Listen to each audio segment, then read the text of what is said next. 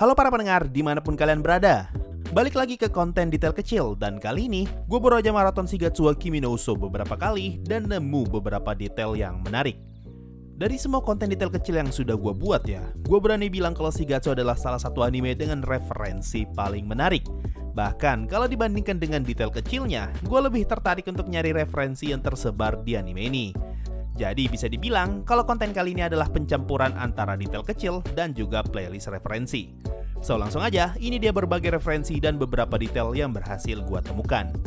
Detail pertama, di saat Kosei pertama kali bertemu Kaori, scene ini memiliki dua referensi sekaligus, yaitu di musik dan di dialog. Musik yang Kaori mainkan di sini adalah A Morning of the Selig Ravine, yaitu musik yang diambil dari movie Castle in the Sky karya Studio Ghibli.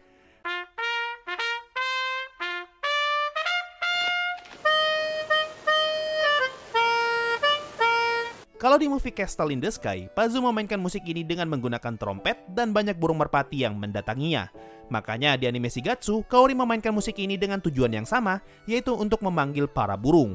Lalu ketika gagal memanggil burung, salah satu anak ngomong kalau dia harus menggunakan trompet. Referensi berikutnya ada di perkataan Kaori dan Kosei. Ketika Kosei melihat Kaori dan 3 orang anak kecil bermain musik, dia ngomong kalau pemandangan itu sangat indah, lalu menyebut mereka sebagai musisi kota Bremen. Nah, musisi kota Bremen atau Town Musicians of Bremen adalah dongeng yang berasal dari Jerman yang pertama kali dipublish pada tahun 1819. Dongeng ini menceritakan 4 ekor binatang yaitu keledai, anjing, kucing, dan ayam yang ingin mengubah hidup mereka dengan menjadi musisi di kota Bremen. Menurut gua, alasan kenapa Kosei kepikiran tentang cerita ini karena Kaori yang bermain musik dengan 3 orang anak kecil terlihat mirip seperti musisi kota Bremen, di mana 1 ekor keledai bermain musik bersama dengan 3 ekor binatang yang lebih kecil. Selain itu, Kaori juga sepertinya menggunakan dialog yang mengarah ke musisi kota Bremen. Di saat ingin mengajak 3 orang anak kecil untuk ikut bermain, dia menyebutkan batas wilayah, ras, dan ekologi tidak ada hubungannya dengan musik. Sepertinya kalimat ini mengarah ke dongeng musisi kota Bremen yang berasal dari daerah berbeda, lingkungan berbeda, bahkan ras yang juga berbeda. Detail kedua, buat yang pengen tahu alasan kenapa Kaori menangis setelah bermain pianika di episode 1, jawabannya bisa kalian temukan di manga Shigatsu wa Kimi no Uso Koda. Di anime, Kaori ngomong kalau dia meniup pianika terlalu keras makanya dia menangis. Tapi di Shigatsu Koda, dijelasin kalau Kaori tahu ini akan menjadi pertemuan pertama setelah sekian lama, sekaligus pertemuan terakhirnya dengan Arima Kosei. Makanya secara tidak sadar, dia tidak mampu menahan air matanya. Detail ketiga, ketika Kosei masuk ke Towa Hall, dia ngomong kalau udara di ruangan itu kering dan beraroma debu. Gue udah coba cari tahu penjelasan tentang kalimat ini, dan tolong koreksi gue kalau salah. Dari yang gue dapat, sepertinya pengondisian suhu dalam ruangan musik akan sangat berpengaruh terhadap kualitas suara yang bisa didengar. Makanya ruangan itu dijaga agar tetap kering dan udara yang kering secara alami akan memunculkan debu. Selain itu, detail ini juga akan terhubung dengan ruang piano di rumahnya Kosei yang kalau kalian perhatikan, AC-nya selalu dibiarkan menyala dan ruangan itu penuh dengan debu. Semua itu karena Kosei ingin memastikan agar udara di ruangan itu tetap kering. Detail keempat, sebelum tampil, Kaori menyebutkan Elohim Esaim Warewa Moto Utai Tari.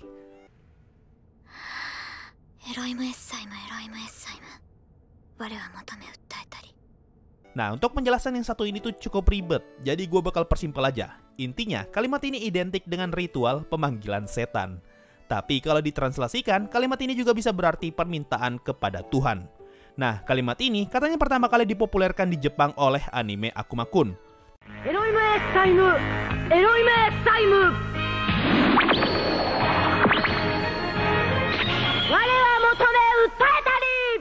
Lalu kalau kita elaborate lebih jauh, awalnya Kaori berkata apakah musikku bisa sampai kepada mereka. Kemudian dia menyebutkan Elohim Esaim.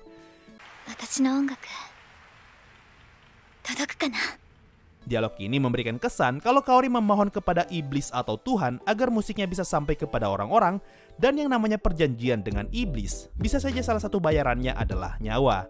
Jadi secara tidak langsung kita sudah diberitahu kalau dari awal Kaori bakalan mati. Detail kelima, di episode 3, Kaori ngomong kalau Beethoven bermain dengan tusuk gigi dan Mozart bermain piano dengan hidung. Setelah gua cari tahu, Beethoven adalah seorang komposer musik terkenal pada masanya yang memiliki gangguan pendengaran. Di saat telinganya hampir sepenuhnya tuli, dia menemukan cara untuk mendengar suara melalui getaran tulang. Cara yang dia gunakan adalah dengan meletakkan ujung tongkat di piano dan ujung yang satunya lagi di giginya. Dengan cara ini, dia bisa merasakan suara piano melalui getaran dari tongkat itu. Lalu untuk cerita tentang Mozart, gue baca di internetnya ada banyak versinya, tapi intinya Mozart ditantang untuk memainkan partitur musik yang hampir mustahil untuk dimainkan, karena secara kondisi harusnya tidak mungkin untuk bisa membunyikan nada itu hanya dengan 2 tangan. Sehingga akhirnya Mozart menggunakan hidungnya untuk membunyikan nada itu. Biar gampang bakal gue tampilin lah contohnya.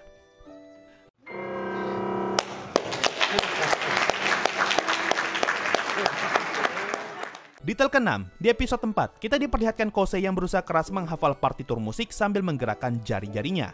Nah, alasan kenapa dia terus-terusan menggerakkan jarinya karena Kosei tahu kalau dia tidak bisa mendengar suara piano. Jadi, satu-satunya cara untuk bisa tampil adalah dengan membuat jari-jarinya hafal semua tuts yang akan ditekan. Makanya ketika tampil, dia tetap bisa memainkan partitur itu karena Kosei sudah menghafalnya. Hanya saja, dia tidak tahu apakah tuts yang dia pencet terlalu cepat, terlalu keras, atau terlambat. Detail ke-7, sebelum tampil, Kosei membutuhkan waktu untuk menyesuaikan kursinya terlebih dahulu. Menurut gua, alasan kenapa dia melakukan hal ini karena ada hubungannya dengan umur. Ketika Kosei muncul di atas panggung, para penonton terkejut lalu ngomong kalau penggiring Kaori adalah anak-anak. Ini berarti semua penggiring yang menemani peserta lainnya adalah orang dewasa. Jadi, Kosei perlu menyesuaikan kursinya terlebih dahulu karena tinggi kursi saat itu masih menggunakan standar orang dewasa. Detail ke-8, di episode 5, di saat bertemu Kaori, pada saat itu Kosei sedang membaca sebuah buku yang berjudul Usotsuki no Tensai, yang artinya si pembohong jenius karya Wolfstar. Sepertinya buku ini adalah kode buat ngasih tahu kita kalau Kaori adalah seorang pembohong yang hebat. Buktinya, tepat setelah scene berpindah dari Kosei yang membaca buku, kita langsung diperlihatkan 2 kebohongan Kaori, yaitu dia yang secara kebetulan sedang bermain dengan anak-anak, dan dia berpura-pura menangis karena tidak diberikan bingkisan. By the way, tipe detail seperti ini tuh menurut gue mirip banget dengan detail di film-film Marvel yang suka banget ngasih gambar, kode, musik, atau apapun itu untuk jadi petunjuk tentang ceritanya. Kalian yang sering nonton channel seperti Canadian Lad, New Rockstars, atau Screen Crush pasti paham lah maksud gue.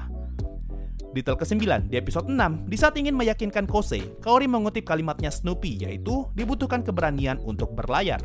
Kalimat ini dikutip dari komik Peanut yang rilis tanggal 8 Juli 1993. Gua nggak bisa nampilin gambarnya karena takut kena copyright, tapi kalau pengen lihat, link komiknya bakal gua taruh di deskripsi.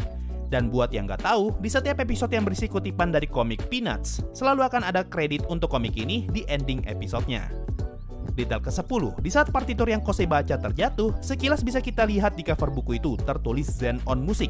Nah, berdasarkan Wikipedia, Zen On Music adalah perusahaan publisher musik asal Shinjuku yang mempublish banyak partitur musik untuk dijual dan disewakan. Detail ke-11 di episode 7, ketika sedang berbicara dengan Kosei di taman, di sini Kaori mengutip beberapa kalimat yaitu kau dan aku tidak terlahir di Eropa dan rambut kita tidak aneh.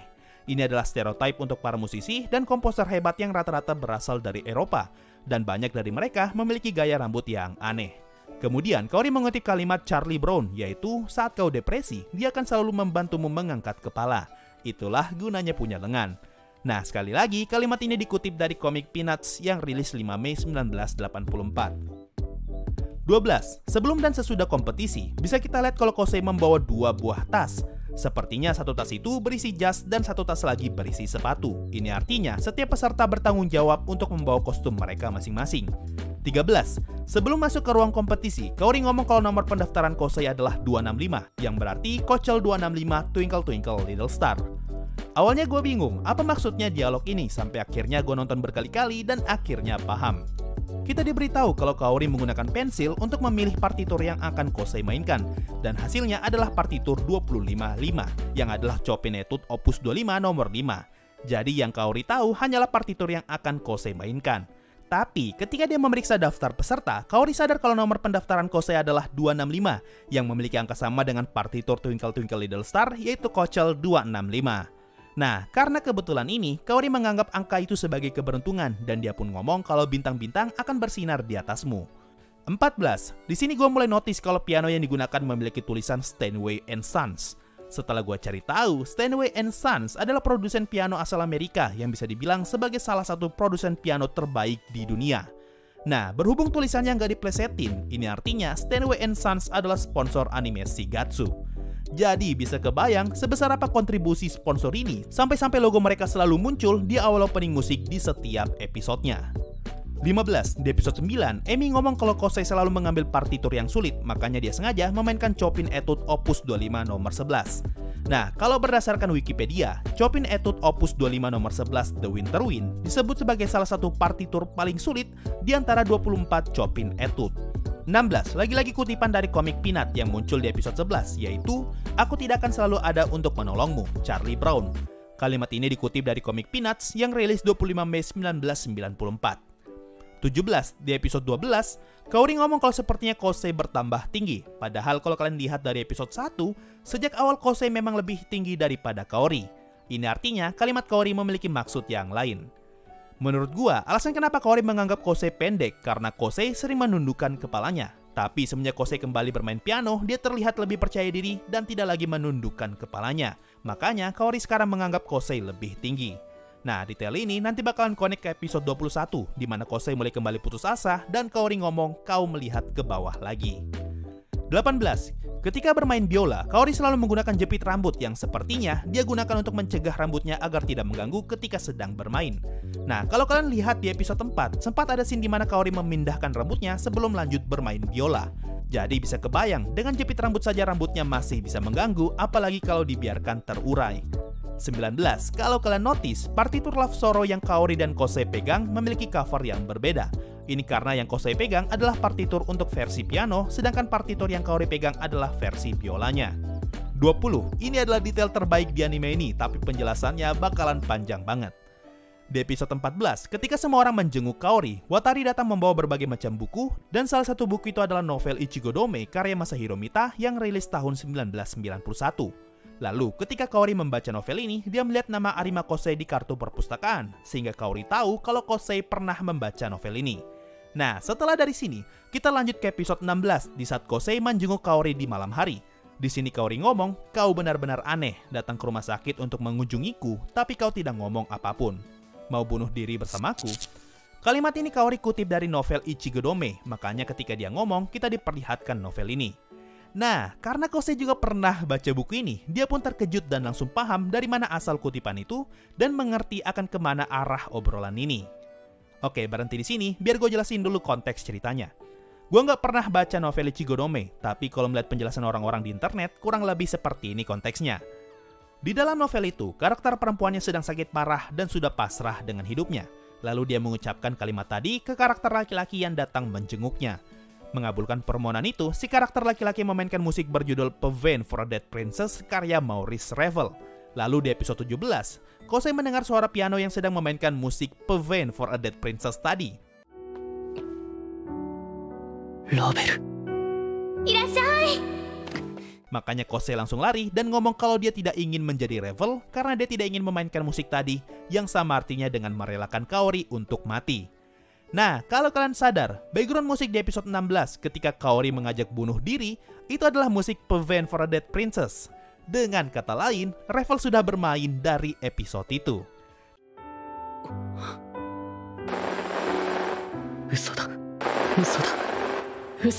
Lalu masuk ke episode 18, di sini Kosei berkata kalau Kaori bukanlah putri dan bukan pula protagonis novel. Dia juga ngomong kalau aku tidak akan memerankan Ravel. Kalimat kamu bukanlah putri merefer ke judul musik tadi yaitu Pavane for a Dead Princess. Kalimat kamu bukanlah protagonis novel merefer ke MC perempuan di novel Ichigo Dome. Dan kalimat aku tidak akan memerankan Ravel merefer ke Maurice Ravel yang adalah komposer musik tadi. Dengan kata lain, di sini Kosei menolak untuk mengikuti alur novel Ichigo Dome di mana si karakter perempuannya mati dan Kosei memilih untuk menyemangati Kaori agar dia tetap hidup. Tapi sayangnya, Ravel sudah terlanjur bermain pada malam itu dan kematian Kaori tidak bisa dihindari. 21. Ketika Nagi dan Kosei bermain di episode 18, bisa dilihat betapa detail anime ini karena mereka sampai mempertimbangkan ketinggian kursi yang Kosei dan Nagi duduki. Karena tinggi Nagi lebih pendek daripada Kosei, kursinya pun harus disesuaikan agar lebih tinggi sehingga Nagi bisa bermain dengan nyaman. 22. Setelah selesai tampil bersama Kosei, Nagi ngomong, aku adalah Christine, gadis yang ingin bermain di opera.